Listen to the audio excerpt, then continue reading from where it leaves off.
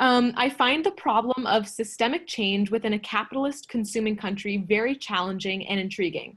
My question is similar to those in the video. How can institutions be reworked completely and indefinitely? And then a little bit switching topics, what can we do in our own communities to spark change? So I know that's a little bit broad. We've got two kind of things going on, but a challenging question for sure. So I'll give you guys a minute. Yes, Kathleen? I'll throw out something that seems small but could be big.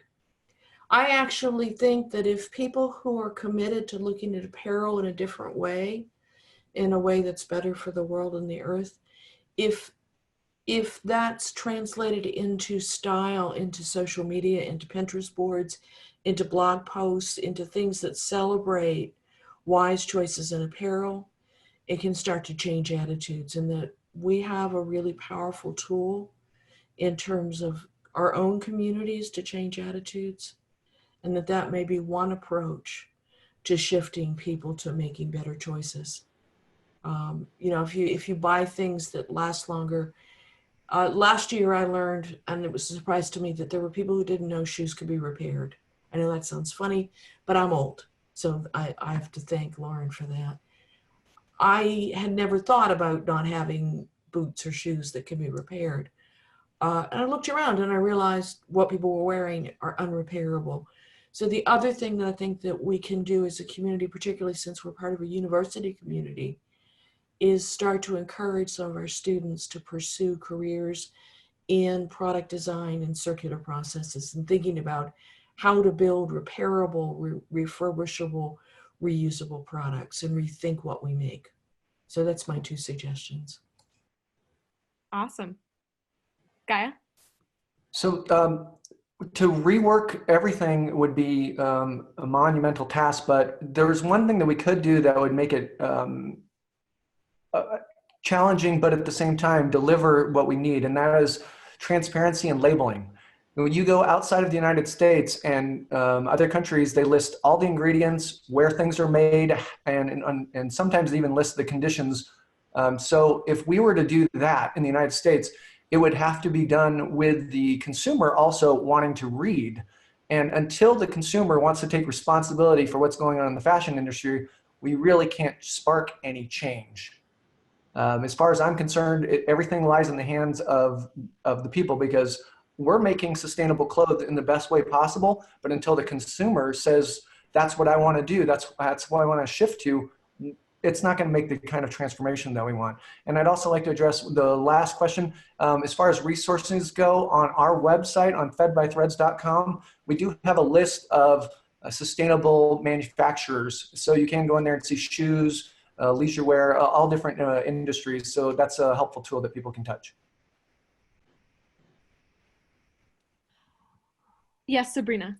Just a comment on, you know, the systemic change within a capitalist society or consuming country.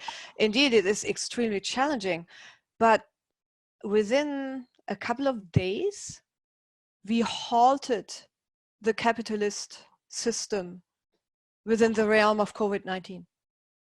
We can do that. I mean, there is no doubt that we can do that. Is it painful? Yes. Is it uncomfortable? Is it challenging? And definitely intriguing. Yes, it's all of that.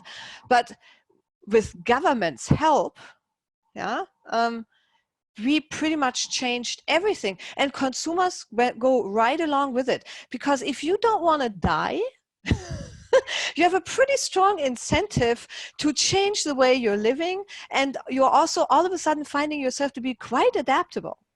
Yeah, and we'll face similar kind of questions surrounding climate change. Yeah, it's less pressing, but maybe we learn, you know, from how we actually were able to change our behavior from one day to the other in most respects of our daily experience.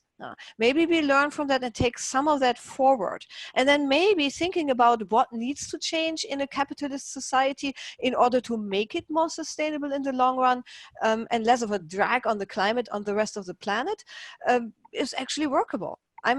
It is doable. It is intriguing, but it's totally doable because the solutions are already all there.